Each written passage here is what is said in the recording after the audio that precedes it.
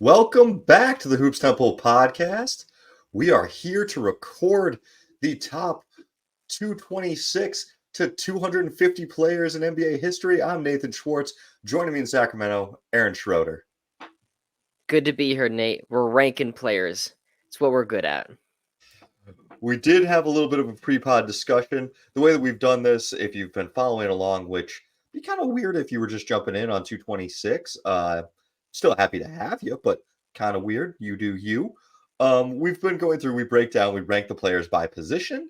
Then we take those top five or take top player at each position, rank them out, till we get where we're at. And we pre-pod have been discussing, we think we were way too high on James Silas. He was our next highest point guard on the board. We are pushing him back from being point guard 47 all the way down to point guard, was this 59? Yeah.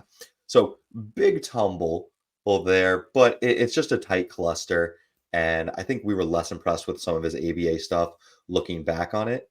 Aaron, do you have any more to say on James? I think it's from a lack of longevity and all of his impact coming in an ABA that's kind of fizzling out a little bit in that final 76 season. Well, there's tons of top talent. We kind of decided he's a fringe top 5 guy one time in the weaker league, and that's basically it. And we decided guys like Mike Conley, who were really good for a long time and flirted with being top 20 on occasion in a much stronger era, was just more valuable. The other thing that we discussed coming into this was there are some current players who we didn't rank the first time around because they weren't at the 5 years yet. We weren't quite comfortable ranking them. At this point, they are probably better than this 226 through 250 ranking. So guys like John Morant, Shai Gilgeous-Alexander, De'Aaron Fox are not going to be discussed. We're probably going to just shunt them off to the side.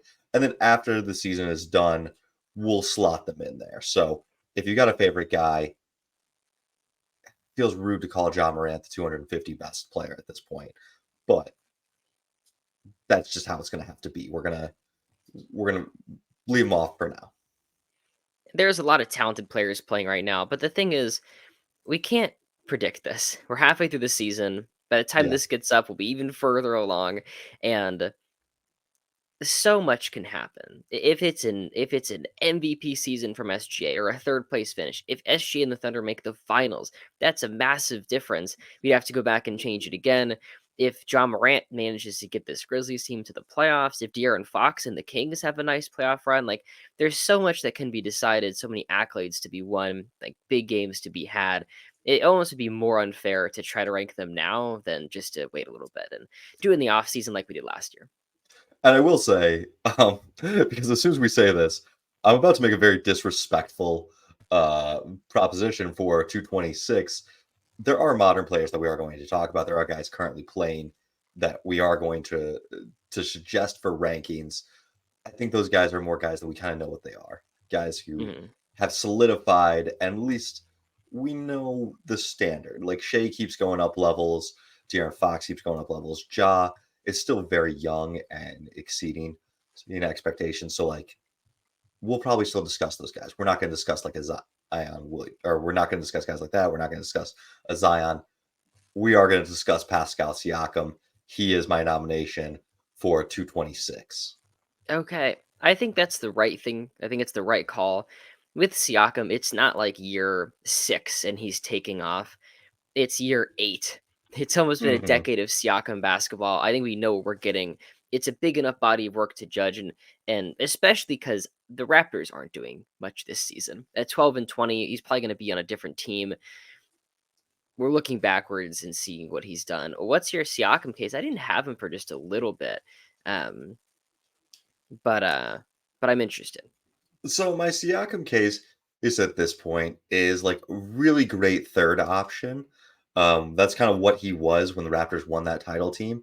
And then Kawhi leaves and he takes over. And they have one season of very similar level play post Kawhi. I think he's just he's a low end one over 2019 to 2023. So the last couple of years, not counting the current season that's ongoing. He's 22.9 points per game, 8 boards, 5 assists, got 1 second team, 1 third team, 2 All-Star appearances. I just, if he's your main guy, you can put some other pieces around him and compete for a back end playoff spot. If he's your second guy, you're probably looking at 45 to 50 wins. And if he's your third guy, you're a title contender. And I think that is where we're at with these guys. Is like none of these guys should be your ones, but we've at least seen him do it. And just looking back at last year's playoffs, solid playoffs for him, 23 points, 7 boards, like 6 assists. But to avoid being swept, game 4 delivers a 38, 8, and 5 game, which I think that matters to me. The fact that he can step up and kind of carry in brief spurts. The best winning percentage for a Raptors team in their franchise's history was 2020. It was not their title team. It was the year after, and Siakam's a huge part of that. And I feel like the bubble like kind of affected them, and the bubble is a thing in itself. But they were the 1 seed. The Celtics ended up beating them. But there is a world where it's a finals appearance. They lose Kawhi, and it's another conference finals appearance. But at least to say you can say Siakam took them to the 1 seed is a lot better than a lot of these other players. I think I'm down for that. And then the next year, this gets overlooked so often, is they weren't the Toronto Raptors for a year. Like, aside from the Hurricane Katrina, displacement of or not the Pelicans, the Hornets, New Orleans Hornets back in the day, sending them to Oklahoma City, like, you almost never see a team have to play 1 season in a different area, and it's like a disaster zone where the Raptors had to play in Tampa Bay for a year, away from all the friends, away from all the family. I personally would love a year in Tampa if I could get a guaranteed, like, "Hey, I'm gonna live in Tampa for a year and just enjoy the beach." Sign me up, but it does really affect you, and I think that kinda gets glossed over when we talk about, like, Pascal not being able to carry. That was just a disaster situation. Especially just for having no home games, being facing an entire season and no home games and still being able to handle that. It's interesting with Siakam. It was his 3rd year in 2019. He kind of blossoms into this star that's going to help the Raptors win the title. But he was 24 years old, and I think it lined up perfectly. They developed like kind of an older player. All of a sudden, it's like you have this veteran guy who, despite being new to the league, wasn't a 21-year-old trying to figure it out. Like he was an adult and it had some huge playoff moments.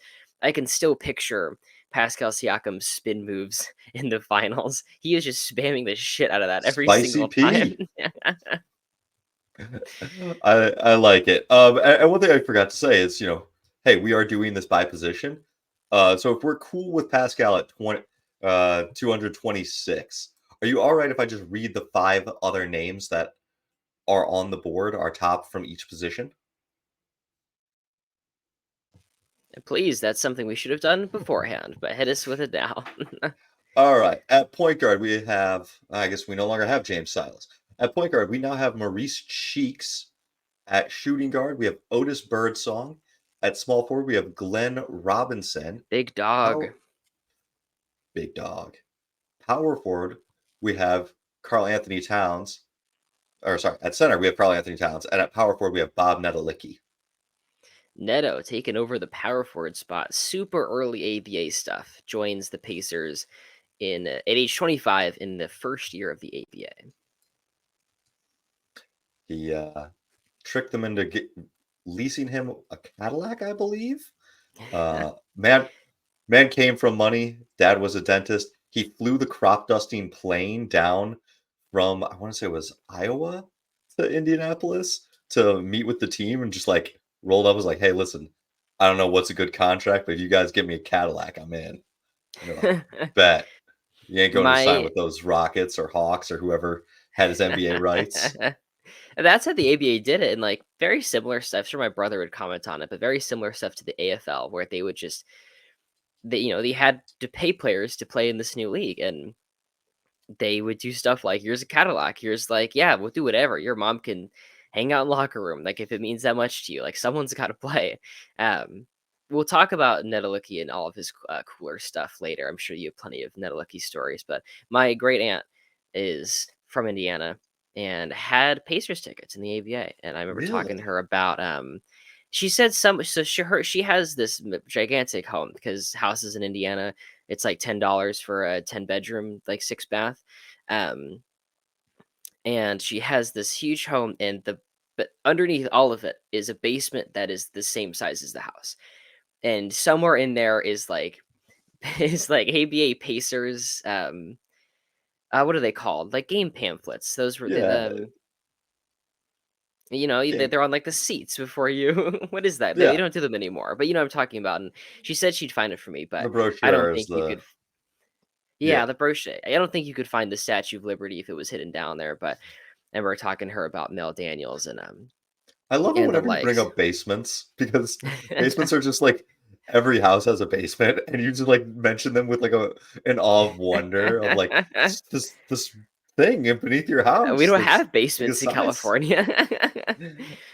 The thing about her basement is it goes, well, she was a dance teacher for a long time, so you go down there and it's a whole dance studio, and then the full basement connects, and it just goes on for what seems like miles, and you get lost down there.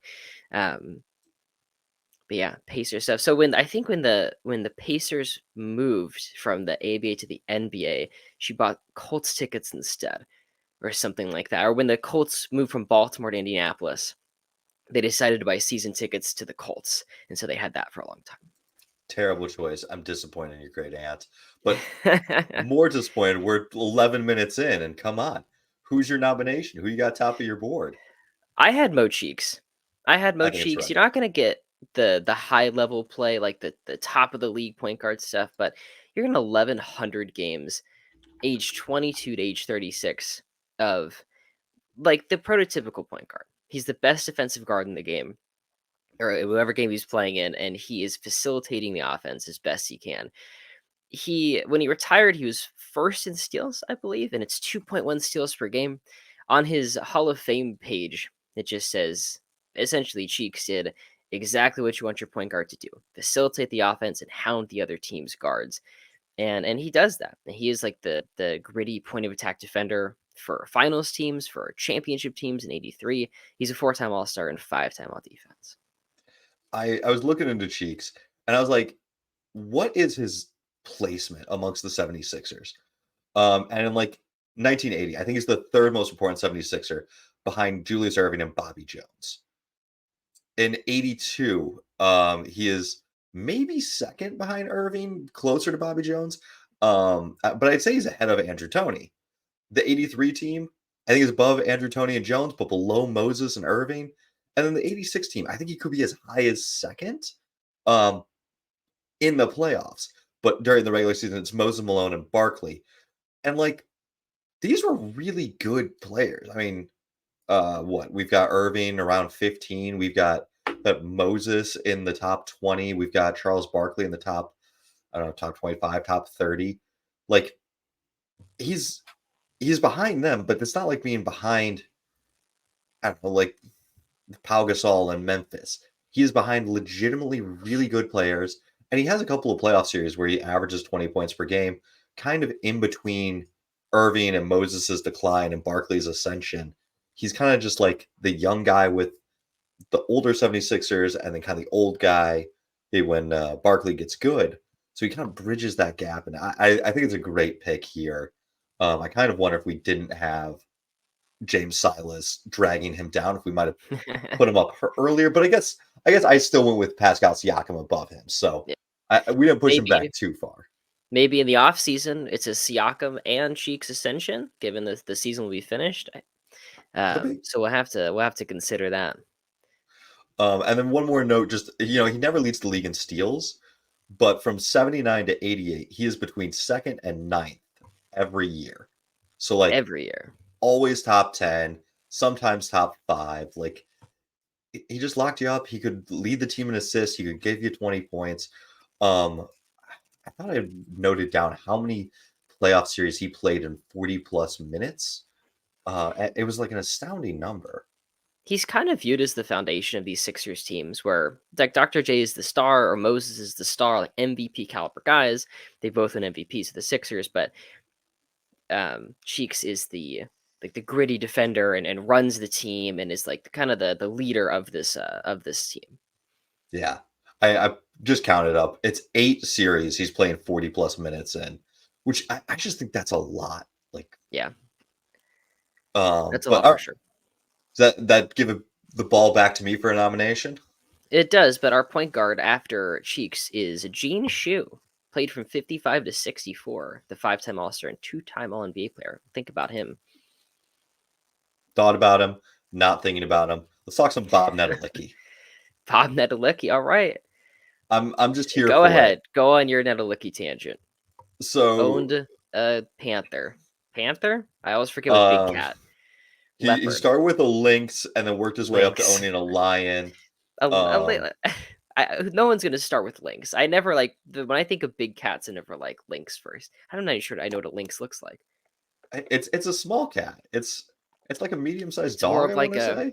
bobcat. Yeah. Yeah. I mean, we can ask Minneapolis people. Their WNBA team's the Lynx. Sure they know Okay. what it Let me is. look. So Bob has a very similar kind of claim to Mo Cheeks of being more like guy 3 or guy 4 on just an amazing Pacers run. The Pacers were they dubbed themselves or were kind of dubbed, at least in Terry Pluto's ABA book, the Celtics of of the ABA. And he's out there just D'ing up people, also giving you 20 points and 10 boards. He leads them in scoring in one of the finals. Was it the 69 finals with 26 points, 14.6 boards? Just a do everything guy out there. And like kind of the ultimate glue guy on the team. But calling him a glue guy, I feel like we talk about glue guys like they're Udonis Haslam or something. No, no, this is the glue guy. If the glue guy was also an all star or or times an all ABA player, the all time all ABA team player, and could get you 20 and 10 for a good number of years. I'm really not sure if I'm interested quite yet. I love Neto. I think he's playing in such an early ABA era. The talent of the Hmm. league isn't great.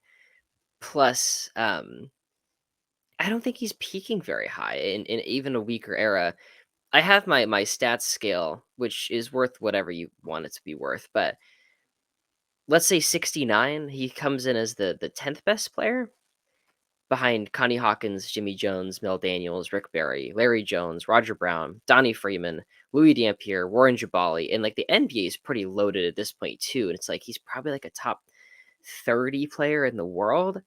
I'm just not sure if I'm there quite yet.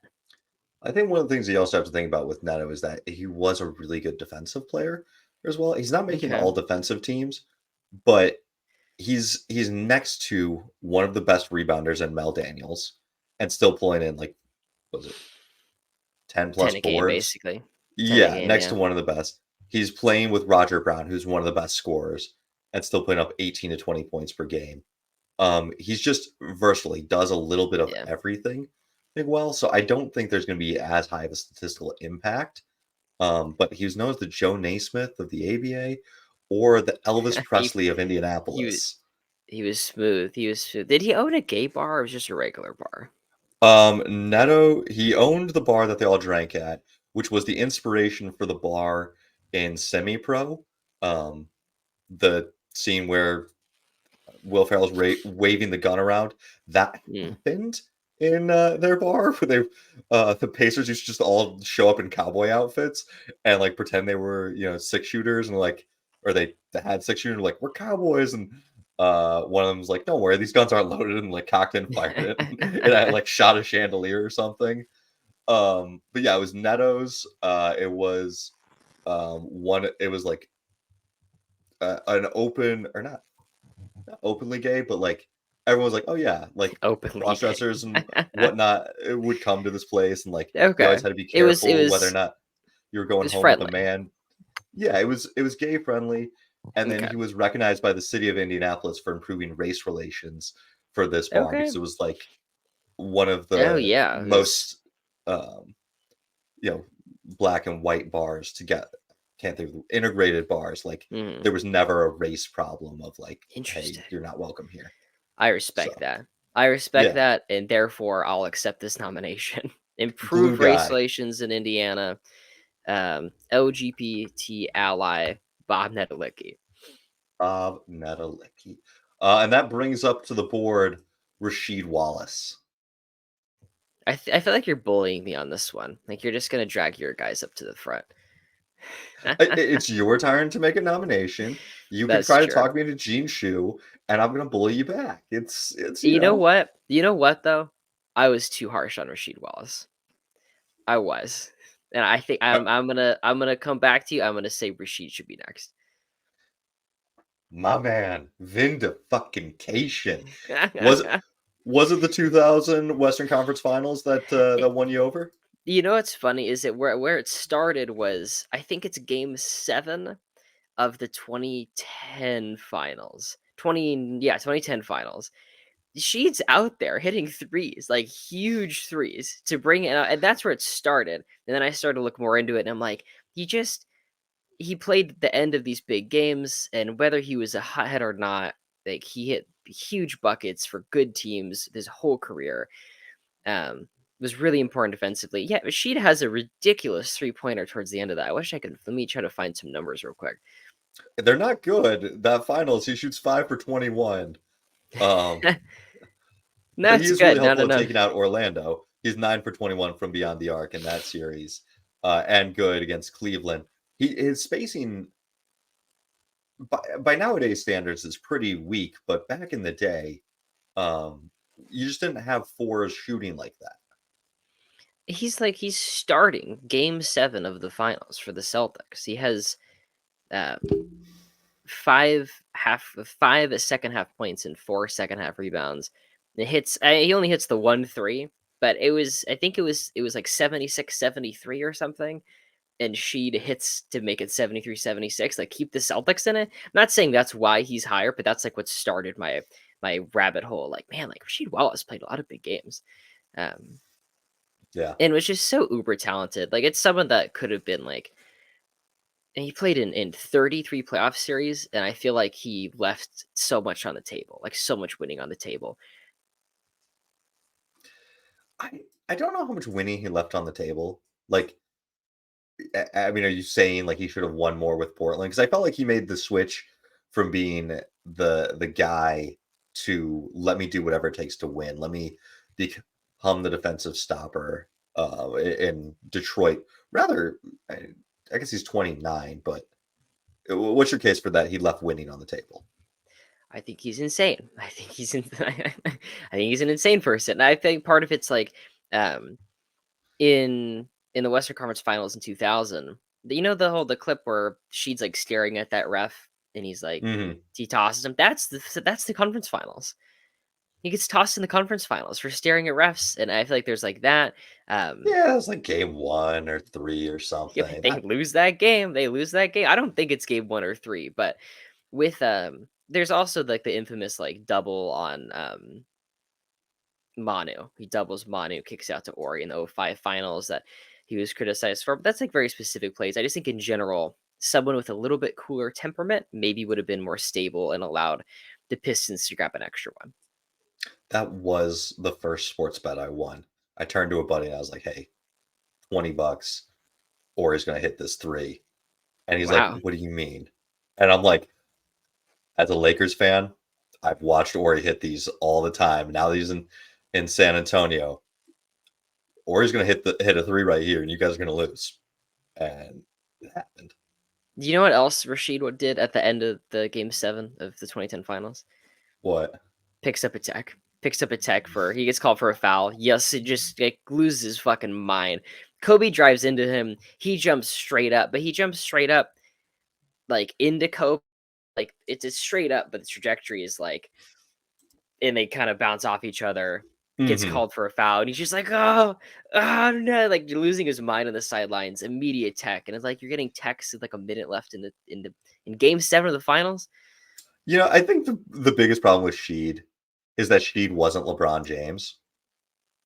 Like, I think that's the, the issue for a lot of players. I think a lot of guys are like, man, if I was just LeBron. Did you see LeBron shoot the three and it be called a Mhm. two, and his like Lose his mind. reaction? Yeah. Yeah. Yeah. If Sheed was LeBron James, he wouldn't have nearly as many techs. Like, you When can get did away they with that implement? shit if you're LeBron. That's true. When did they implement the 16 techs you get suspended a game or whatever it is? After his 40 technical foul season. He needs like the Draymond stuff. I feel like today they're so like concerned with throwing their stars out Are they? that Because they keep tossing out Jokic. Do, do announcers realize he's or do refs realize he's a star? Is that just are they just missing that? maybe. I also think Jokic says like I don't know. I think with Draymond, he'll just be like, "Oh man, that's not a foul." Where Jokic is like, "Call that, you fucking bastard! Make that fucking call, you fucking idiot!" And it's just like, whoa, like, it's just really brief. It's not like a whole tirade. They'll just turn to the ref and be like, "Call that, you fucking bastard!" It's like, okay, like all right, like, whoa, man, that's Do, terrible. I can't say do, those things.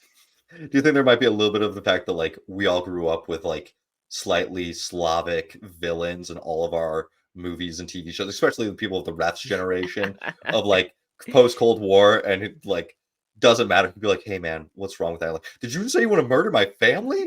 Like, That's it's just the Dolph immediate ref Lundgren effect. overreaction. They remember Rocky 3. Is it 3? Which one's Lundgren in? I don't know. I'm a bit ashamed. I've never watched the Rockies. I don't think I have either, but I remember that. Dolph Lundgren was in the new Aquaman movie, and I was like, "Why Really? is that?" Yeah, I went and saw it, and it's terrible. It's whatever, but it's fine. I've seen all the Marvel movies. I'd never seen a DC movie, and I did not like it. Um, and I'm like, why does that Sea King, like Sea Prince, keep talking funny? And it's like because he's It's like Dolph. 70-year-old German Dolph Lundgren. Oh my gosh. It's like, Interesting. anyways, okay. All right. So if she's man, don't make me do this. Don't make me do this early. 229. How do you feel about Carl Anthony Towns for 230? Really quickly, our next power forward is Paul Silas. Paul Silas, two-time All-Star, three-time champ, five-time All-Defense, the ultimate glue guy of the 60s and 70s. Um, we Don't jumped push over me. Dan Roundfield. Oh, we did. We did. You were too excited for Sheed. You look at you. I don't know. I had him higher in my own rankings. I had Sheed over Roundfield as well. Although our positional rankings. Do we want to just get Danny Roundfield in there then above Yeah. Sheed? I'll give my speech real quick. Groundfield, three-time All-Star, five-time All-Defense, All NBA in 1980. Um, really solid rebounder, really efficient scorer. Just 15 points or close to like 19 points, 11 rebounds for these Hawks teams. He is like the best Hawk between I guess Maravich and Dominique. Like it's kind of like the early 80s kind of Hawks teams, and really good stuff from Roundfield. Really well respected. I had some quote from him, but I totally lost it. Just like someone saying that like they just love playing with Dan Roundfield because he played good defense and tried hard. Dominique Wilkins. He's a really smart positional player, especially on defense. He knew all the tricks. To me, he is one of the most underrated players in the history of the league. All right. Also, sad story. Dan Roundfield died saving his wife in Aruba. She was caught in some bad waves, and he swam out to try to get to her, and he ended up drowning. Oh my god. She I did not. survived, but Wow. That's holy shit. yeah, the Coast Guard got to her, but uh, yeah, he attempted to save her. So My goodness. that's the In man this is. Selfless hero. We've gone from seriously. spicy P to a defensive master to a man who owned a Lynx to the craziest man in basketball to a selfless hero. This is what it basketball is all about. seriously. In 1979, the 5 seed Hawks took on the 4 seed Rockets and beat them just twice in a row, with Roundfield averaging 18 points and 15 boards and 3.5 blocks, along with 1.5 steals. As the Hawks kind of eat up MVP Moses. That's MVP Moses, and it's a 2-game sweep. Moses averages 24 points and 20 boards on just a 43% shooting, 49% shooting. Sorry, I'm gonna say that one more time. 44% shooting. It's 43.9. My brain could not decide Mm, which number I was gonna say. yeah. Um, as other Rockets players like Calvin Murphy shoot just 29%. What's left of Rick Barry shoots 32%. Really great defensive performance by the Hawks in the yeah. It's so interesting. I forgot Rick Like Barry was even there. yeah, it's so interesting with like the first round series because today there'd be riots in the streets if the MVP of the league had just 2 games. Like it's like a best of 3 series, right? But then it's like, get out. Like if you got a high seed, you got to buy. Then like that was the reward. But back then it was best of 3 first round. That's brutal. That's just brutal to think about. All right. So if we lock in Roundfield at 229, Rashid at 230, our next power forward on the board is Paul Silas. And I'm suggesting Karl Anthony Towns at 231.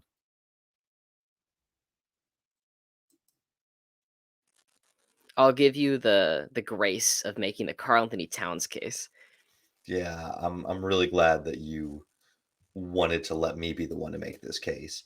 Um, I think the cat case is a lot of high volume scoring. I mean, we're looking from 2017 to 2023 being 20 plus points per game. I mean, currently 2024, he's up there as well. It's just not going to include that season yet. Um, we do have really high level 3-point shooting, as a big man, a very competent stretch five. If But 2017 to 2023, 24 points per game, 11 rebounds. At some point, it's about production, and at some point, we have to kind of look at it and say, like, he was miscast. Yeah, he's not supposed to be the number one guy. Now as the number two guy on offense, the Wolves have been really good. And defensively, there was always some weird things with his numbers. The Timberwolves somehow just gave up a ton of threes. Like the 3-point percentage when he's on the court was really high. But like he's always been a solid around the rim protector. His rim protection numbers have been surprisingly good for how bad of a defensive like overall stand he's had. But now with like Rudy there, he can get out and chase a little bit more on the arc. That's probably why their 3-point numbers were so abysmal. But I think there is a 20 plus point scorer, a 10-ish rebounder player, and a solid defensive guy with Cat in the right situation. And I think we're also a little bit too quick to judge what a player is. Like, if you can't get it done in your first, I don't know, before age 27 season, you're just trashed. As like, well, almost no one gets it done before age 27. And like at 27, we kind of figure out what these guys really are. Are they going to keep ascending? Are they going to be a number one option for a title team? And if not, like you move on, you become something else, and that's where we're at. Do I think Cat could have been the Pascal Siakam next to Kyle Lowry and um can't speak today. Kawhi Leonard? Absolutely. I think he has that level of talent. And so I just think this is kind of a talent and production placement. You're on mute. I am on mute. I think it's the right call with Towns. You're getting someone that has massive production. I think he is like my number one candidate for the player people are going to look at and be like, Karl Towns was a problem. He was a menace. He was the best center in the league. What does Jokic do better than Karl Towns if you really look at it? We'll have that conversation later on. They're gonna like at the end, like Hall of Famer question mark next to like all these crazy Karl Towns stats.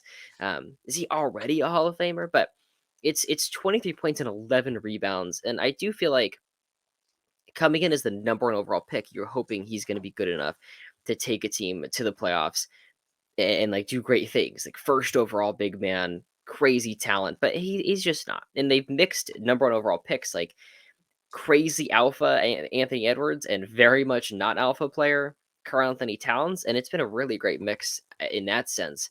Um, he is one of the best players in the league that I really just don't want on the court at the end of big games.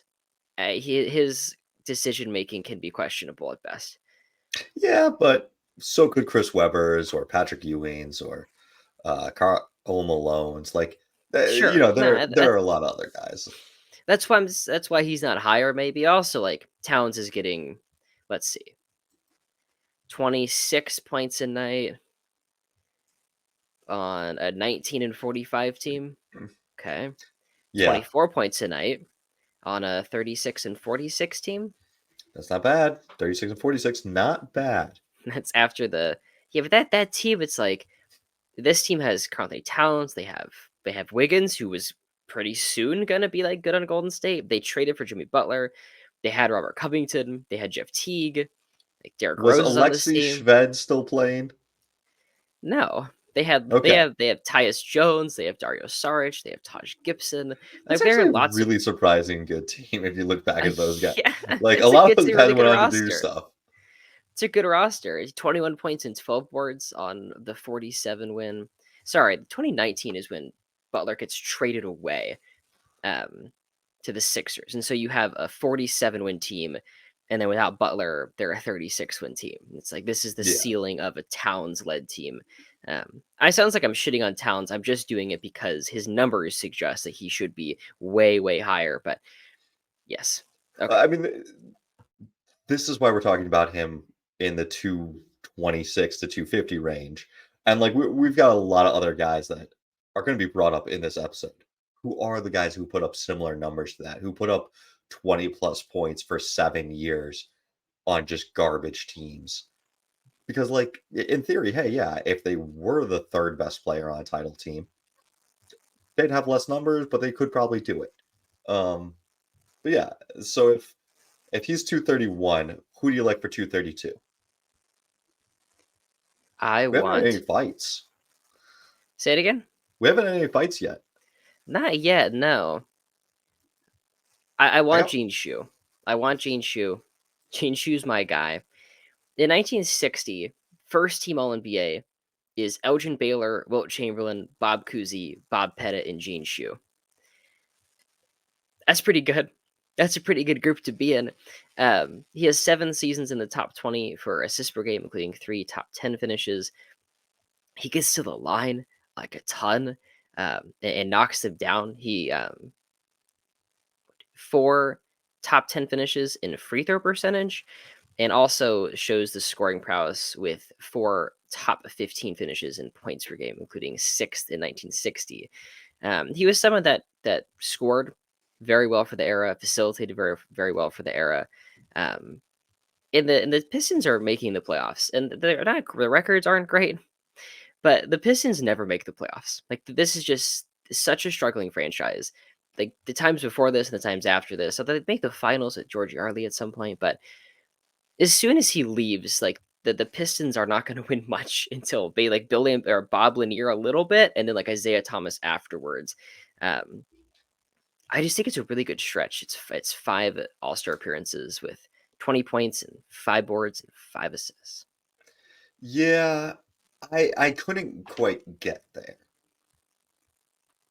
Gonna cough.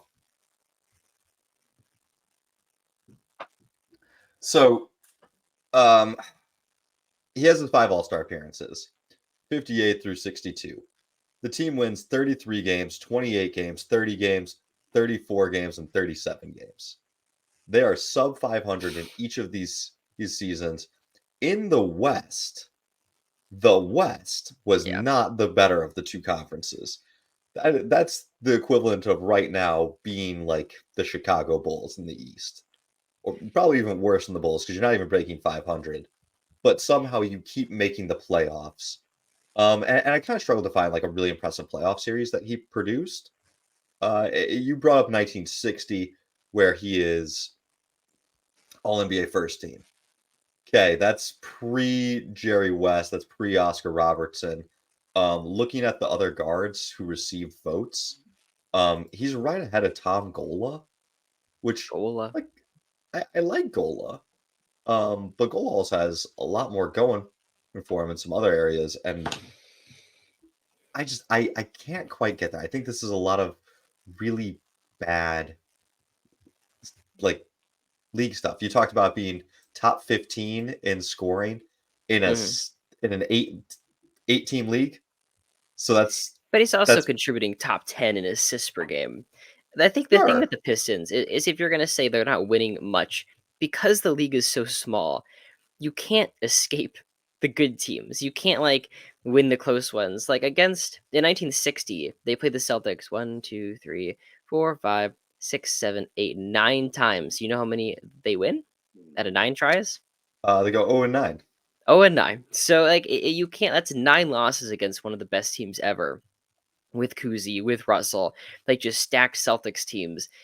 If they didn't have the center depth, like, the size to handle that, which they just didn't, you're kinda relying on Shu, like, because the rest of this team is a pretty young Bailey Howell, like Walter Dukes, Chuck Noble, Earl Lloyd, a really old Dick McGuire. It's a pretty bare bones roster, and you're like, "Well, they can't win 40 games." Like, to win 40 games, you had to beat the Celtics 4 times, 5 times. Okay. It's just not happening. But so then if we're saying like, hey, you're not going to win either way, I like the other 60s guy we've got in this basic ballpark, who's down a little bit in our shooting guard rankings, Mhm. Richie Gurin. Yeah. Um, and like Richie, he also he's in the East and he never makes the playoffs.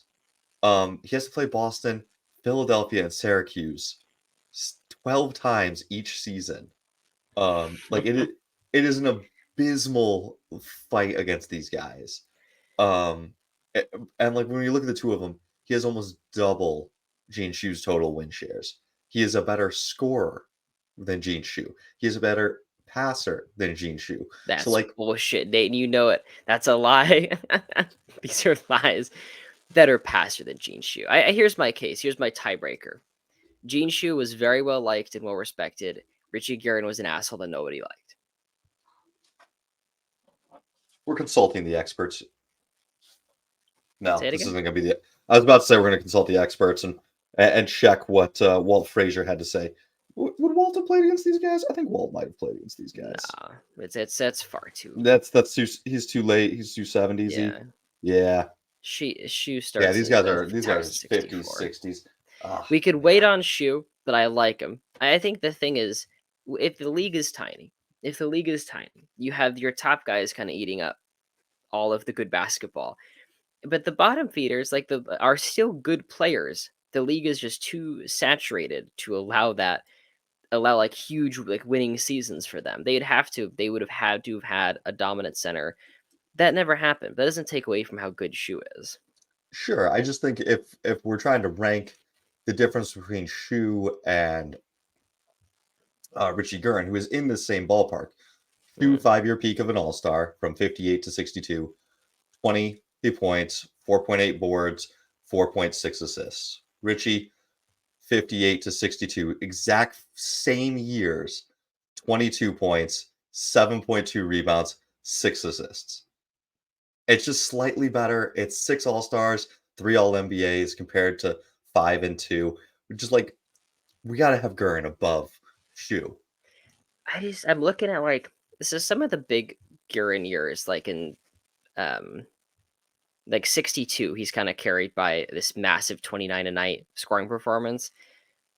And they But that win like team is like 19 games. they were like that's the worst team in the entire league. It's a difference in like kind of good, like 30-ish wins. 1961, he's 21 points. It's like him and Willie Nollis, and it's 21 wins. Um, Hey, he beat the 1960, Celtics in 1962, which is not something you say for does he Gene get? Shu in 1960. He pulls off a win. So I feel like it's like like if the Knicks were in the West, they aren't winning enough to make the playoffs there either. So we can't really say like, oh, Gene Shu only made the playoffs because the Eastern Oh, Conference. They're not winning enough no. games. The Knicks are absolutely making the playoffs in the West. Yeah, I They're guess base 58, 35 wins. That's pretty good. yeah, like Is they're in Kenny the same. Sears? That's a good Knicks team though. Kenny Sears and Carl Braun. I don't know. I don't know. It's Well, fine. who's your next guy? Who's the next center? It's Divock, isn't it? The next center is Divock. I'm not talking about him this episode. We're done with Yeah. centers for the top 250. Sorry, Vlade. One-time All-Star, Hall of Famer. Everyone in my TikTok comments always ask, but why is Vlade in the Hall of Fame? EuroLeague contributions. EuroLeague pioneer. That's why he's in the Hall of Fame. Early international stuff. I would be interested in either Glenn Big Dog Robinson or Otis Birdsong next. I do love some big dog. Oh, let's do Otis. I think he was my next guy. If you're so stuck on Gene Shu, with Well, Otis, you said that's it. It's it's fine. really just That's fine. just like the guys in the same era. I think we need to make sure that we rank the guys in the era properly, and Mhm. like I think Gurren has to be above Shu, so we have to get the guys above Gurren out of the way. You know, what if I could find just 1 second. While you're looking for that, I'll talk about Otis Birdsong. We are looking at a four-time All-Star with the Kansas City Kings and the New Jersey Nets. Um, in the 80s. You don't find many Nets All-Stars in the 80s. Not a great playoff player. He's only got 4 series where he averages 20 or more. But in the 81 first round, he's 27 points, 6 assists, and then gets hurt. The team kind of fall. Actually, the team plays really fairly decently without him. It's a weird series where like both the lower seeds end up making Western Conference Finals. Was in 81. But we've got just really high level scoring for 3 years from 79 to 81. Is basically 23 points per game on a fairly efficient shooting without much of a 3 point shot. Like he's tossing up less than a half a three a game. So he's attacking as a guard and shooting basically 52% from the floor, which I think is really impressive to do as such a small guard.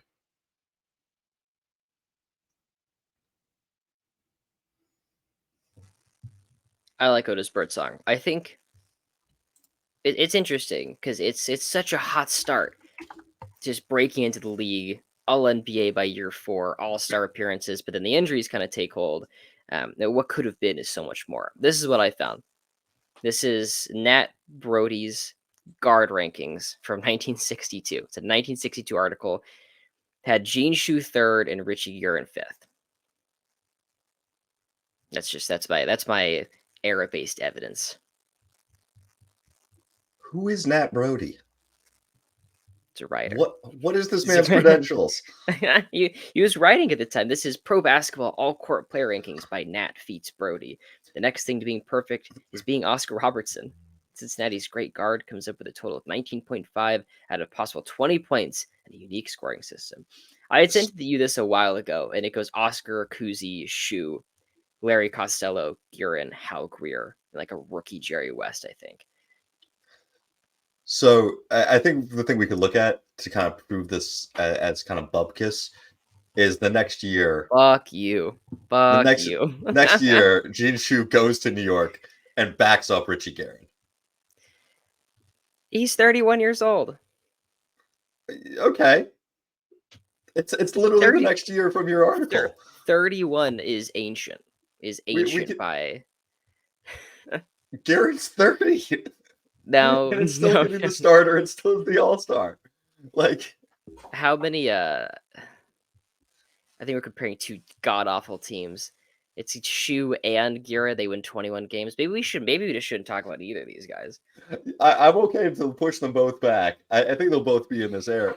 This Okay. thing I've got a 238 and 239, but I want to kind of get through some shooting guards and small forwards this here, and that's just kind of I'm drawing the line on like Shu can't be above Guerin. Okay. Okay. Let's do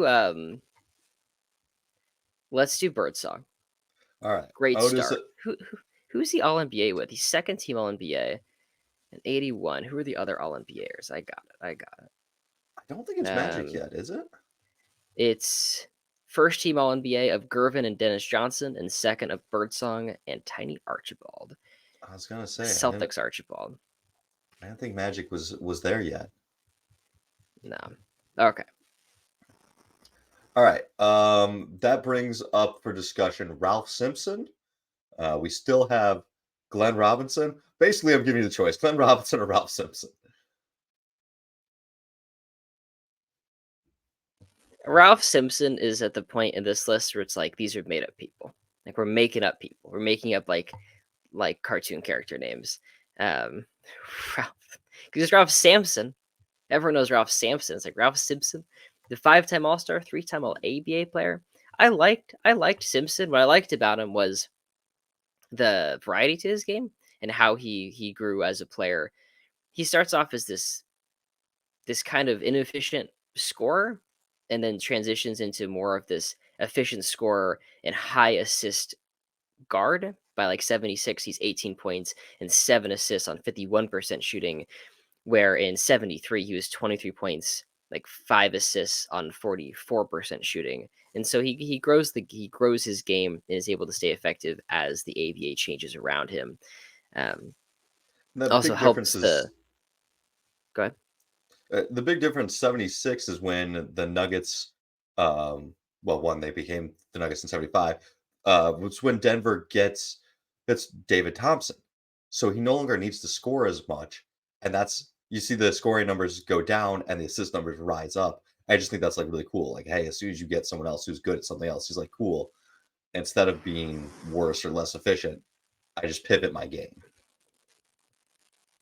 I think we were right in moving Silas down Yeah. because looking at it, Simpson is all NBA second team at 72 and 73, all ABA first team, just like Silas in 76.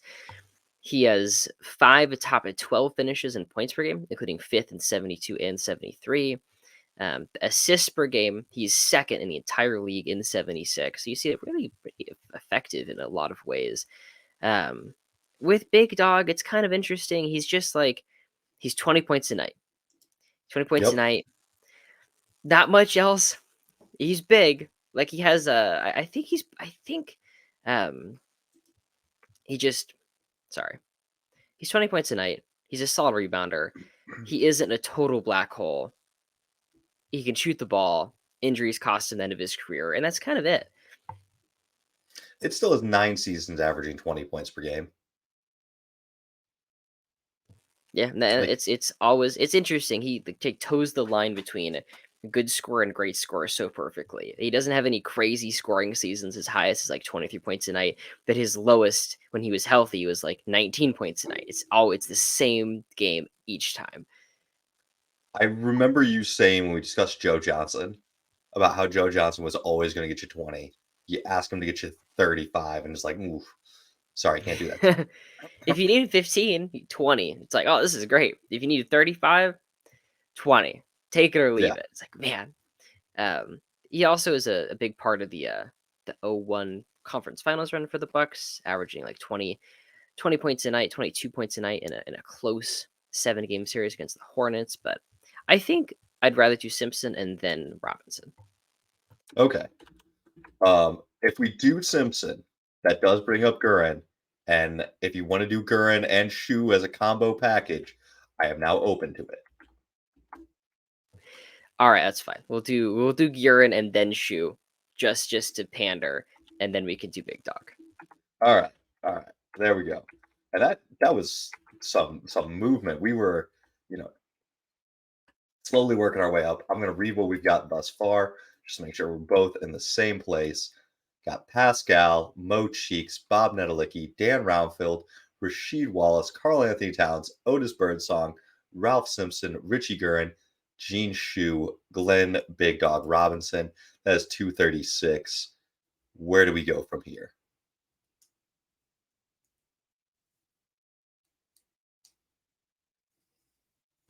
Who are our next nominations? I have Sam Cassell for the point guard position, Ron Boone, another ABA guy, for the shooting guard position, and at small forward, replacing Big Dog is another ABA guy, and Billy Knight. I would be pretty happy to kind of stick in the ABA realm with a Billy Knight selection. Knight is I had a little bit of quibble of like, do I really want to have Bob Nedelicki above Billy Knight? They're both Pacers guys now. Nedelicki's gone by the time Knight shows up. Knight has a really great 76 ABA season. But then post merger, still 26 points, 7 boards a night in the NBA. Then gets moved to Buffalo, where he's 23 points and 7 boards a night. It's 2 All-Star NBA seasons before kind of leveling out. Had some injuries. but like still mid-teen scorer. I think I think that high level of ABA play plus the continuation into the NBA post All-Star matters a lot to me. He arguably has like the best ABA to NBA transition, like behind Dr. J. David Covington, Everyone else, George Gervin. yeah, Sorry. no, but even like looking at it, what are Gervin's numbers? Gervin. Also, fun fact about Billy Knight, he was drafted by the Lakers and then chose to go to the ABA instead. I think the thing with Gervin, that's interesting. The thing with Gervin is he's 23 points a night, or 22 points a night, then 23 points a night, where Knight's arguably is better than that. He's better Yeah. than Gervin is. So Gervin like peaks later, but that immediate like 76 to 77 transition is usually pretty rough for guys because you think about like Billy Knight's the guy in Indiana. Like he's the player. And he's able to kind of keep that as the Pacers transition. And a lot of guys, they literally just join like a different team. Like they go from like, hey, I'm the star in my city to showing up for this team that has stars and has roles and rotations. And like they had to find a way to fit in into the NBA under like a new employer instead of immediately being able to stand out again. Mhm. And so that kind of explains some of the statistical dips. But I like Knight. He plays at a really high level. Split AB and NBA. Let's go for that. A couple of fun and one not so fun fact about Knight. Knight was the young guy at the end of the Pacers bench. His teammates used to encourage him to shoot more because he was a little bit too deferential when he showed up.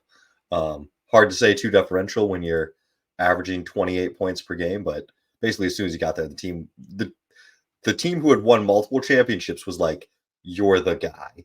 Um, Other fun fact is that after the games, they used to all go drink beer at Netto's or other places. He only drank high C because he didn't like the taste of beer yet. Just find that one fun. And then semi fun fact because he's the good guy. There is another Billy Knight ex NBA player who is a sex predator. This is not that Billy Knight. This is a good Billy Knight. So just always want to clarify that. You're muted. Who is the other NBA player that shared a name with some terrible, terrible person? I forget I, who it is. It's I think it like was this. one of the. It wasn't. It's like a Hawks guy. Like he came off the bench a lot. Yeah. Was it one of the Johnsons? Eddie Johnson. Eddie There's an Johnson. Eddie Johnson that's like great at basketball, 1,000 games played. There's another Eddie Johnson that like murdered a little girl. And I think on the Wikipedia page it says for the good Eddie Johnson, it's like he says that like ruined his life. It's just terrible because it was like Eddie Johnson NBA, and he's getting like death threats and stuff. Yeah. Anyways, okay. All Our right. So next small forward nomination is Marvin Bagley's grandfather, Joe Caldwell, four-time All-Star, two-time All-Defense, 1971 All-ABA. We're still in the ABA. Really interesting case of pretty good NBA player, makes two All-Star teams, and then jumps from the NBA to the ABA in the very early 70s. that's the way you prolong your career. That's the Zelmo Beatty case. Mm. That's hey, NBA career starting to go down. You want to get a few more All Star appearances. You want to be another top player. I think if it was just all NBA or if this was a different era and he put up these numbers, we would have had him higher. But I kind of like him here for just kind of doing this little run on ABA players. I do think comparing him to what was the other guy, Ron and Boone, and then we got Donnie Freeman right after Ron Boone. That's just kind of my order of ranking them as I go Caldwell, Boone, Freeman, and then I think that's enough a run on the ABA guys. I'm sorry, how do you want to order that again? You cut out just for a Call second. Caldwell, Ron Boone, and then Donnie Freeman. I Okay, think that's Freeman the next small forward after that. Freeman's the next shooting guard after Okay. Ron Boone. Okay, let's see that. He's an ABA. Yeah. He's just all early ABA. And like kind of the distinction is Joe Caldwell, really highly thought of. Like there are some fantastic Dave Bing and Jerry West quotes. Um, Bing, when Joe guarded me, he gave me fits. Toughest defender I ever faced. 6'5", could jump out of the gym. Jerry West, I wish I could have been a more exciting player to have been someone like Joe Caldwell. Like that's high praise. Richie Gurin says that Joe was the most exciting player he's ever played with and coached. Him leaving our team for the ABA was the real demise of Atlanta, not Pete Maravich.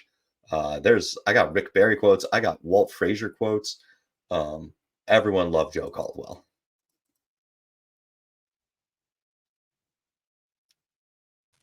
And those are some really great quotes, some powerful stuff. I love me some quotes. What were players thinking at the time? It's just really important to me. You can look back and say, "No, they were this and they were that," but the respect at the time is a really important factor. So with that, our next shooting guard is the Iron Man, Randy Smith. I believe held the record for most consecutive games played prior to AC Green taking it. Do you want to talk about Ron Boone or Donnie Freeman at all? Go ahead. Um, cool. Do you want to? Ron Boone, nicknamed Instant Offense, 73 to 77, 21 points per game, basically 4.5 rebounds and assists. He's got 22 points per game NBA season post merger. Playoffs does a little bit of everything.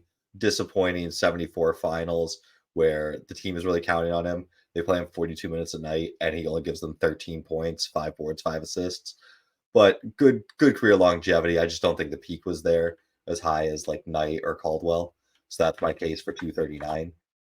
And then Donnie Freeman, 5-time him all-star between the NBA, ABA, but it's all ABA. It's all really early ABA stuff. Like he gets in 68 and it just kind of goes down as the league gets better. So maybe players to look more into on everyone else's own time. But since we're already at an hour in recording and we still have 10 more names to go, I think that's a fine way to cruise through them. But we do actually have, I just kind of want to reset where we're at with everyone. Mhm. Power forwards, we got Paul Silas. Centers, we've got Vlade Divac. The next shooting guard I've got on the board is Jalen Brown. Do we think Brown is so much higher that we don't want to discuss him and slot him in during the offseason? Um, that's right. I don't have Jalen Brown ranked. Okay, I feel like Brown got lost In the ether? in the ether, just in terms of like current player, and I probably put him like I took him off the other list. Okay, let's do Jalen Brown. Let's just slot him in and say this is where Brown will be for now. All right. 241. You all know who Jalen Brown is. When we did this initially, we ranked out our top 50 shooting guards. And I think we intentionally excluded Brown. And then when we started doing 50 to 70 or 51 to 75, we were like, all right, we got to move Brown in a little bit. But it's an okay placement for him now. We'll reevaluate next off season.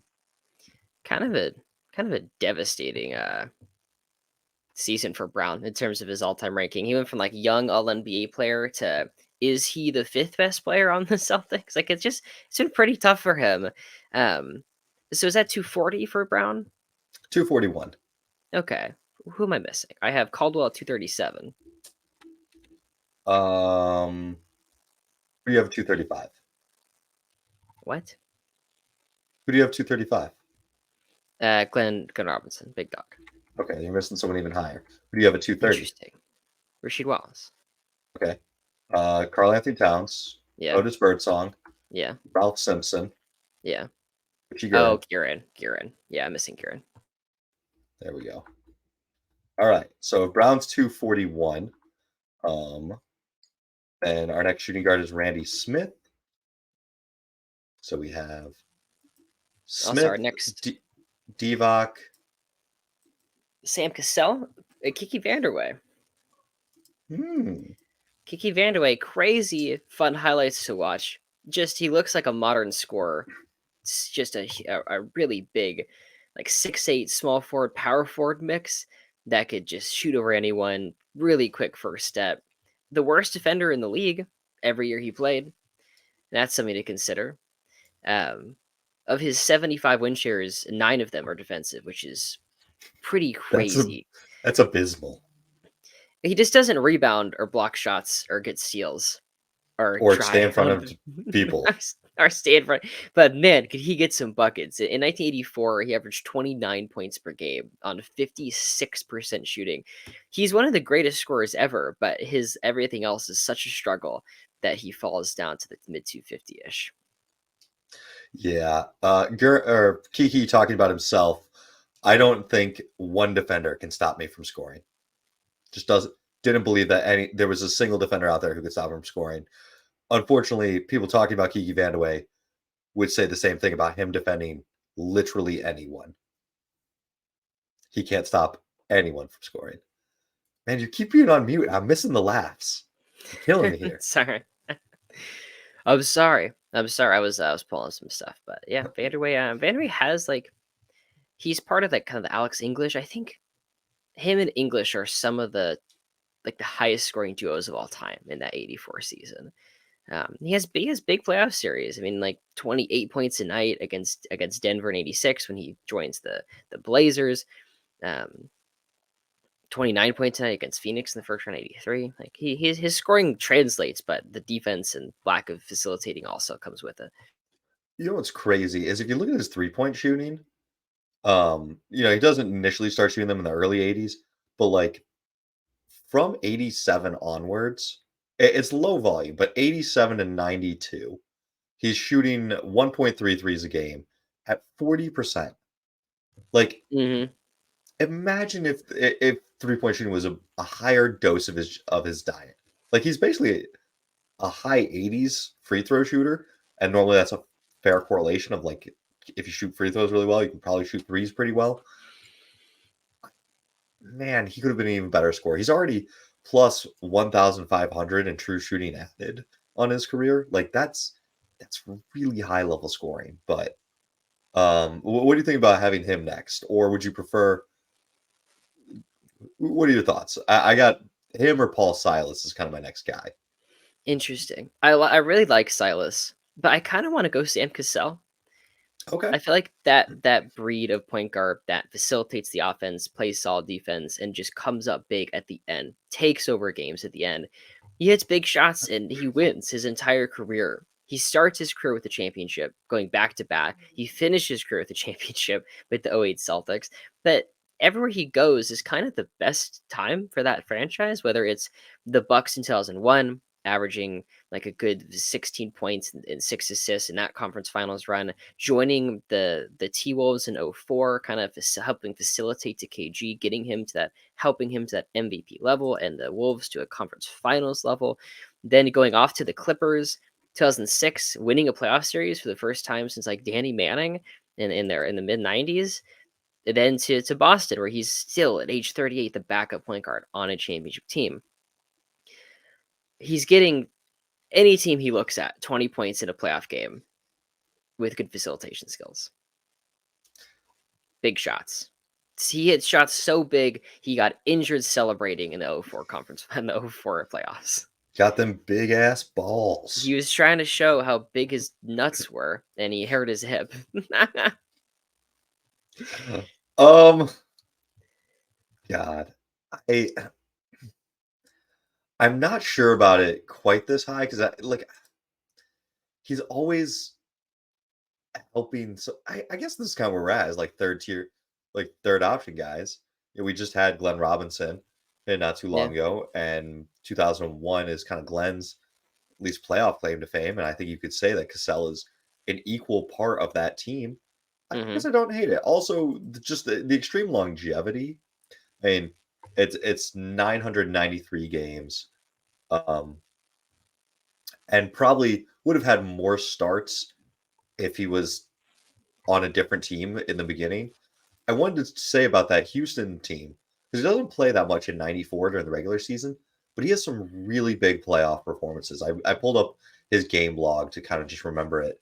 To help close out Phoenix, was this is it game? It's game 6. Okay, game 6. 22 points, 7 assists coming in off the bench, 8 for 12 from the floor. Like that's a big game to help close out the Knicks. What was that? Game 7, 13 points off the Mhm. bench. Like it's not superstar stuff, but as a rookie to come in and instantly do that, I like it. I like it. So that would be 242. Yeah. In the '04 playoffs, the very first game against Denver, Garnett has a 30-point, 20 rebound performance, but next to him is Sam Cassell, dropping 40 points and 3 assists, 5 of 6 from deep. Like Cassell and Garnett were just such a dangerous duo. And it's too bad that Cassell's 34 years old when that was happening. Like the match was just a little too late, and Cassell wasn't able to have his best years with him. I did not realize Cassell ever scored 40 in his life. That is, I have a signed Sam Cassell card. I got to meet him once. It was kind of a cool basketball camp that I went to. That is very cool. I think Sam Cassell scored 40. He knows how to get around a 40-point game. In He scored these, 40 points in the regular season one time, and then 40 points in the playoffs one time. But yeah, I mean, big games, man.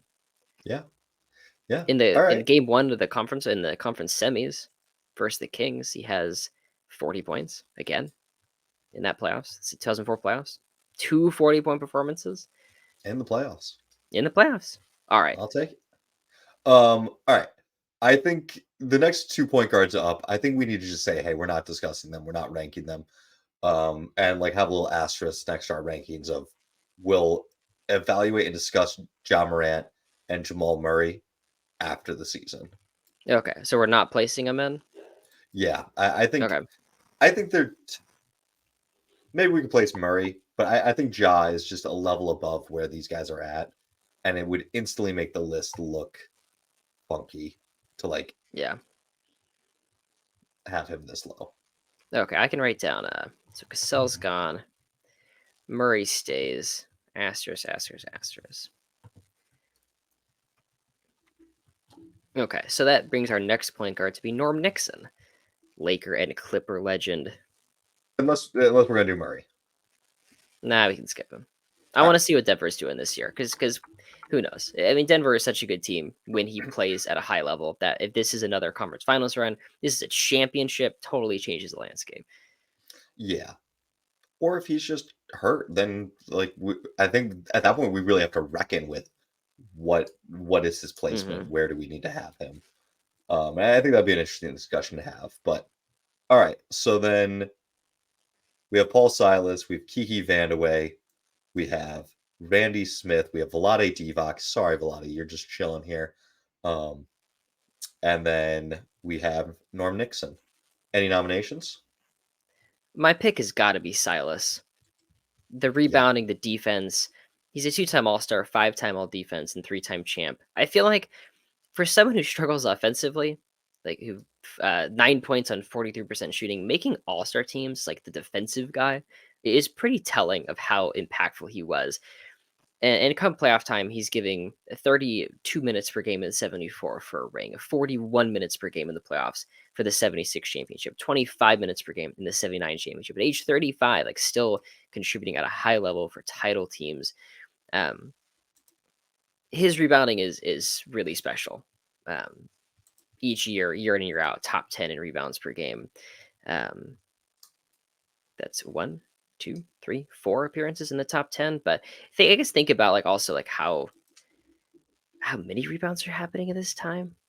Like it's like he's like competing with because he starts his career in the 65 and finishes in 80, and Hmm. it's like Kareem and Moses and Walton and Russell and Wilt, and there's a ton of like crazy rebounders, and Silas at just a 6'7" is right there with him. Yeah, he is 20th in all-time rebounds, playoffs and regular seasons combined. Um 31st in games played. I think that's another crazy thing. You say he started in 65. He played until 1980. This man played from Bob Pettit to Magic Johnson. Yeah. Like the, I mean we talk about like these guys in eras, and usually there's like the Mikan era, the Pettit short era, then the Wilt and Russell. era, then Kareem in the 70s, and then there's the Magic and Bird. This man spanned from Pettit to Magic and Bird. I think that longevity in this time really matters. And then his defensive presence in contributions to winning, his second to last season, 79, he is with Seattle as they go on to win the chip. Like it's limited minutes, but still a big presence out there or as that defensive stopper when they needed him.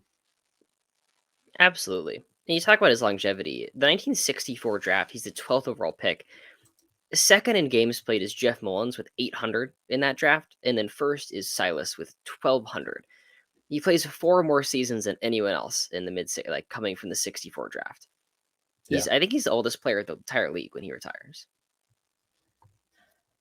Let's see. Is there anyone else older than 36 in 1980? Also, that means he survives the merger, which the merger is just this kind of weird thing because everyone got to develop. You got to have all of these teams, and then it was like, boom, we're eliminating 4 or 5, 6 teams from professional basketball. And that pushed a ton of people off of rosters and out of the leagues. You are right. He is the oldest person in the league in 1980. Right on. So with him at 243, that adds back to the list Julius Randle.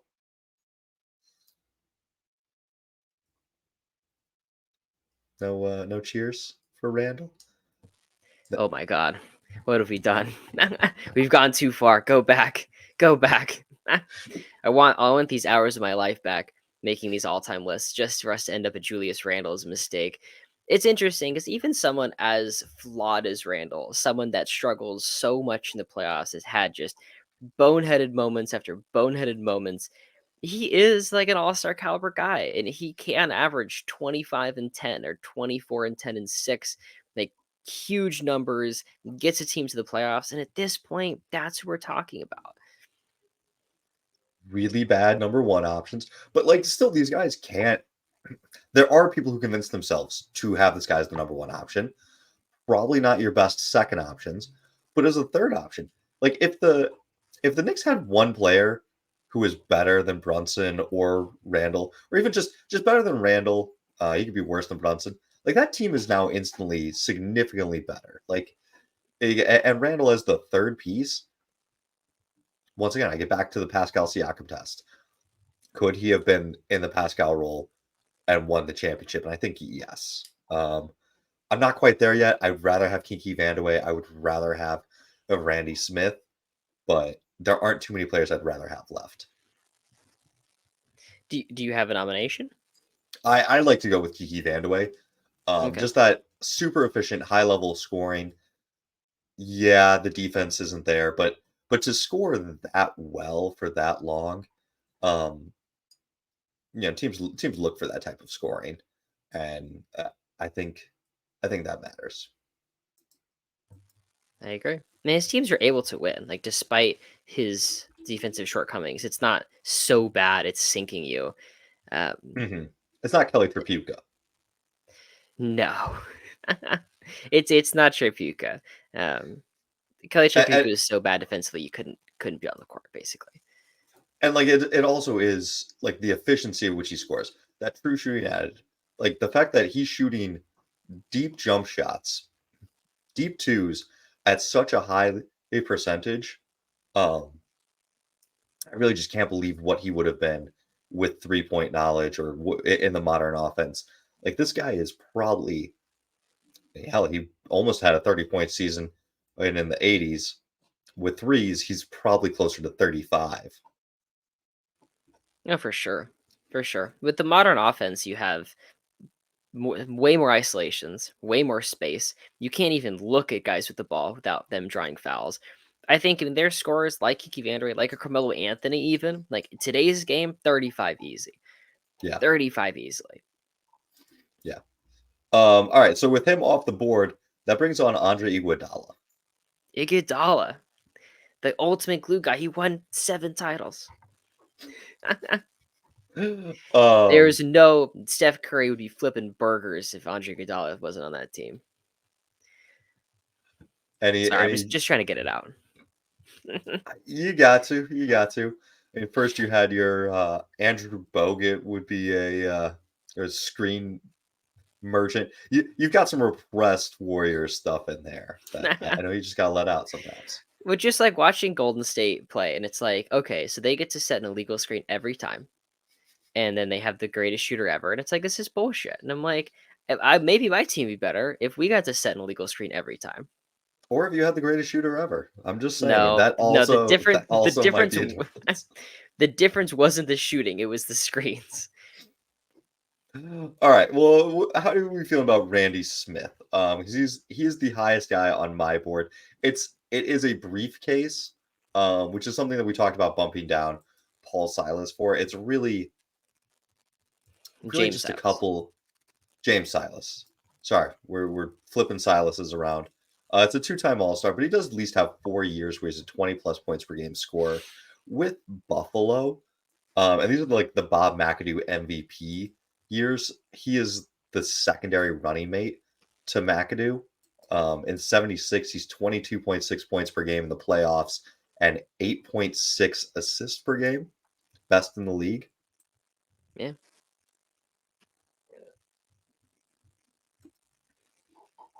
He's Oh, getting 5 assists per game, 17 points a night, and playing every game in a row. Every single game. He plays in 76, 82, 82, 82, 82, 82, 82, 82, 82, 82, 82, 82, 80. he is nicknamed the Iron Man, or actually just Iron Man. He is Iron Man. I think Smith is a good call. Just consistent production, no injury concerns every night, day in and day out. Good production. Yeah. All right. That brings up World B Free. Played from 78 to 88. Um, this is one of the like most good stats, bad teams type of guys. For over 8 seasons, he averages 25 points per game. Only a one-time All-Star, second team All-NBA in 79. 79 is also the only year his team wins 40 or more games. Yeah. 30 a night and 80. I think the thing is, at this point in the list, it's hard to get good stats. That's why Yeah, Randall's here. Like, even if a team is bad, it's hard to get good stats. and My that's next Kiki guy, Vandewedge. Really good stats. that's true. My next guy was actually Norm Nixon, the two-time Okay. All-Star, two-time champ. In the playoffs, 1980, 17 points, 8 assists, wins a championship. 1982, 20 points, 8 assists, wins a championship. 39 minutes a game, 40 minutes a game in those playoff runs. Huge contributions to championships. I really like the Norm Nixon call out here. Um, he had some just. I feel like he's almost miscast in my mind because we always kind of think of him as a scorer. Or at least I think of him as a scorer. And you look back at him, he is a playmaker. Like I know it's kind of embarrassing to be the playmaker before Magic Johnson because you're just like never going to live up to that level. But the dude in the playoffs was slinging assists 79. He leads the playoffs in assists per game with 11.8 in the playoffs. Leads it's the league in assists per games in the playoffs again in 81 with Magic as a teammate. It's not even Uh, before Magic, it's during Magic. It's the reason yeah. Magic's playing shooting guard his first couple years. He had not made that transition to point guard because Norm Nixon's on the team. I will say in a pivotal moment when the Lakers needed him most, the Magic starts at center game. Norm plays 40 minutes and goes 1 for 10 from the floor. So, But they you win. know, They win. Who yeah, cares? They won. yeah. He does still dish out 9 assists. But, like, Norm, I think, is kind of forever hurt by the fact that Magic comes in and just does what he does better. But, like, it's a Magic fucking Johnson. Like, Yeah. oh, man, can you imagine being the scorer before Jordan showed up on the Bulls? Like, it's not a thing to be ashamed of. I like the Norm call out, and with Norm off the board, Hey, we'll let you where do go. we have Silas? Paul Silas. Uh, 42? 243. 43. Okay. All right. I didn't add him. With Norm off the board, it's Drew Holiday, current Which player. now we've got a kind of an interesting selection because we have World B Free, we got Julius Randle, we got Vlade Divac, and we got Andre Iguodala. So we got three guys who are relatively modern players. Mhm. Two actually in the league, one just retired. I'm not putting Julius Randle above Drew Holiday. You'd have to kill me. I think that's totally agreeable. Um, I don't know that you could ever convince yourself that Drew is a better number one option. Um, but I don't think Randall's a good number one option. I think if we're talking about being your secondary option, I think Drew is a better secondary option than Randall. If we're talking about the third guy on the team, I think Drew is probably his skill set is just better to Mhm. doing that. What Drew does translates to winning basketball. And and even like, yeah, maybe he's not going to carry a team to 45 wins like Randall can, or get like have huge 40 performances and stuff like that. But at that point, like I feel like Randall hard caps your ceiling when he's just around your team, like if he's in the building, where Holiday makes it so much higher. Like he gives you this entire different depth in terms of championship potential. And you see that in the 2021 run, or even like with New Orleans in the way they win that series against the Blazers in 2018. But 2021 playing 40 minutes a game, 17 points, 9 assists, great defense. That's conductive to winning better than Randall could. Yeah. Now I do kind of want to see because we've got Andre Iguodala here as well, and like it feels bad to rank Randall above Iguodala just because of what Iggy did to help with winning. But I want to see what happens with the end of Randall's career. Can he get off of this large contract? And will teams be smart and not sign him to more? And like, can he go somewhere and then really contribute to winning as that third or fourth guy? Because right now the contract prevents you from ever having him as the third guy. Like you can't have Yeah. three contracts bigger than him or two contracts bigger than him. But I We're think at the as far as talent goes, Randall is a more talented player than Iguodala. I think so too. And the thing is, like, Randall is 29 currently. Iguodala, his age 29 season is that year in Denver, like right before he joined Golden State. And so we're at this like pivotal point where I think Randall's had better numbers than Iguodala, and like at that point has won as even like, let's see, before Golden State, Iguodala had played in 7 playoff series and won one of them. Yeah. They beat the Roseless Bulls in 2012, I believe. And so that's it. Like there's no contributions to winning. And you see Iggy go from the guy to the fifth guy, the fifth or sixth guy, depending on the night, right? Um, and it's all of a sudden it's the best thing in the world. Like what does the next chapter look like for Randall? Yeah. With that, I think Randall is my guy for 248. Oh, okay. You want to fight for World B Free? um, I wanted to fight for Andy Phillip, who was Okay. our next point guard after Holiday. I can Um, listen to Philip the pipe. the Wizard, Handy Andy, great nicknames. 5-time All Star, 2-time All NBA, 2-time assist champ. Although he leads the league in assists per game 3 times, but it was still like totals, which that Mhm. still should be. It's so stupid. It's not totals. Still, it's ridiculous. Um, but so 3 times leading league in assists per game, while contributing above double digits in points. Come playoff time, he wins a ring as the backup in 57, but plays in a good amount of playoff series, 20 playoff series at a time where there is no like sort of four, you can't get 4 playoff series in 1 year. Like you have to consistently make the playoffs. What Philip does. Um, Helping making the Fort Wayne Pistons make the finals in 55, playing 40 minutes a night there, 7 assists per game. Like guards weren't getting big scoring totals in the 50s, Mhm. but Phillips doing what you should be doing, which is getting a ton of assists.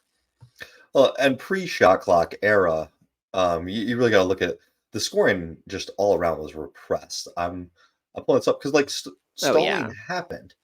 I mean, you legitimately have like a Pistons Lakers game that ends 18-17 because they just don't want to give the Lakers any chances. So, where's Andy Phillips here?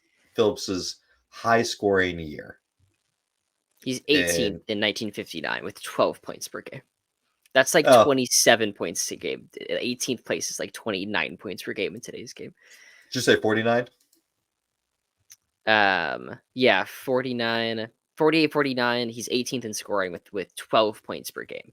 And so really it's say like, okay, maybe that's In 49, the league averaged 72 points per game. yeah. Basically. It was totally different game. Like the modern offense had not formed yet.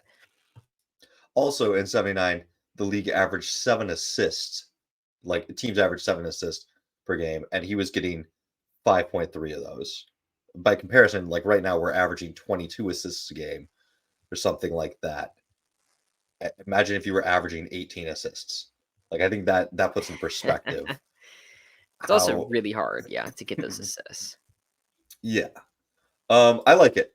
I Alright. could do Phillips over him. Just kind of a nod to the old school. Not to the old school. Sounds good. Did you also want to make the case for a Dick McGuire then? I think there is a kind of drop off I did. between the I two. did. Yeah, I did. Actually, he was my next guy. I think at this point, when I when I when I had to decide between Andre Iguodala or Julius Randle, I just started giving old school guys the nod. Like, all right, you're in, you first, after you. And it's like, okay, now let's figure out Iguodala versus Randle. 7-time All-Star on 3 finals teams with the Knicks. Nick legend. 4 top up assists per game finishes. Um, I can do it. I can give the nod. Only one All NBA appearance. That's but Yeah. But making uh, the All-Star team, like he's 24 and he joins the league and he's an All-Star basically all the time from age 25 to 33. He misses it just twice in between. It's 2 All-Star appearances, a miss, 3 straight, a miss, and then 2 straight. And at that point, making the All-Star team at age 33, I'd have to go back. I wonder who the oldest All-Star in the league had been in 59, like what that looked like. I don't Because know. 33 is pretty old. I'd be hard pressed to find someone made the All-Star team older than that at that early in the NBA. Um, well, so you do actually have quite a few guys who like are just old when the NBA starts and are good at Mm, basketball. You do have the NBL guys who played yeah, throughout World War II, and then you do actually have a lot of guys who served in World War II that come back and are playing basketball. So you might just have guys like that, but to have this length of career at this time is kind of unusual. Um, I had a negative on him, which is just being an all-star in the 50s when you have like 8 or 9 teams and you have 20 all-stars and 100 players in the league. It's like being a top 100 player right now. Like if it means you're top 20% of the league, it just doesn't quite tell me yeah, much beyond that. And like you could add another 40 teams to this and you know 500 more players and he'd probably still be an all-star. So no, that's a great distinction to make, but still just a lack of basketball development. Because he's a Nick, I'll allow him to be over Julius Randle. Give the nod to the Knicks history, but I think that then leaves me. I like Randle more than Mookie Blaylock. yeah. I actually for 250, I had Randall. Okay, man, you're really gonna have us end with Randle.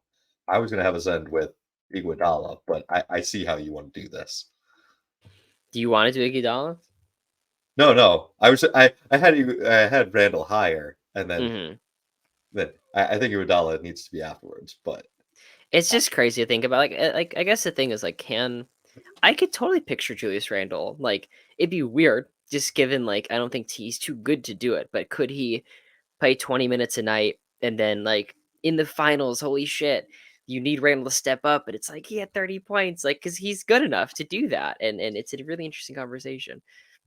yeah, it's hard the guys that get cast as number one options on bad teams or number two out, and you're like, is this what you are because it's what you wanted, or kind of where the Hmm. money got you stuck? Like, are we projecting that we want you to take less money because that's what we want? Whereas, like, hey, man, if you're going to offer $40 million a year to be the number one option in New York, just do it. But Yeah, I'm not gonna blame him for. taking a max contract. But if the Knicks Sure. hand him like a 5-year extension, they're out of their fucking mind. Because to Sure. get winning basketball with Randall, you have to be like, it's $25 million a year. It's $20 million a year. You're the third guy. I'm fucking sorry. You play like garbage in the playoffs, and you're miserable defensively. Like, let's put you in a smaller role. Work on your defense. Let's play some winning ball. Yeah. I think ultimately, like the difference between him and Pascal Siakam, not that high. Not that Nah, big that nah. If the difference is Kawhi Leonard, then it's not that big of a difference. yeah. Kawhi's a pretty big difference. But Yeah. well, Aaron, where can I people can find you? Possible Chairs on TikTok, Possible Chairs on Twitter or X, and this podcast all the time. You can find me on TikTok, Nate_Hoops Temple, also on this podcast, and email us at hoopstemple@gmail.com. We'd love to get your questions.